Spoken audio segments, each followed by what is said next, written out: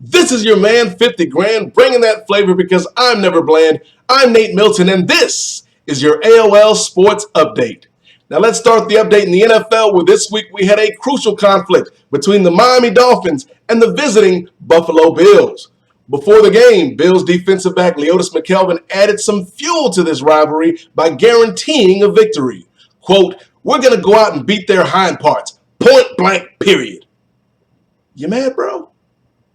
Well, after a slow start which saw Miami down 6-3 at the half, McKelvin's words were starting to ring true. But Ryan Tannehill and the Dolphins rallied for 19 second-half points, and the Dolphins went on to defeat the Bills and moved to 6-4 in the AFC. Point blank, period.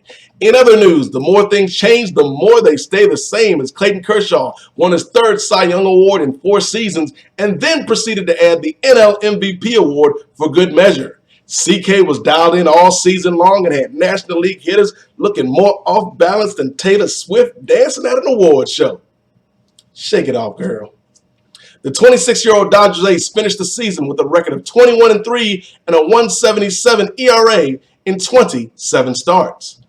And finally, it's time for your AOL Stat of the Day. Today's number is 27. Now that's the average margin of victory through 9 weeks of Thursday night football. That's 4 touchdowns, people. None of the games have been remotely close or even really that interesting. And I believe that Roger Goodell and the NFL have got to do something to rectify this situation before the fans just start tuning out Thursday night football altogether. Well, that's going to do it for today's update.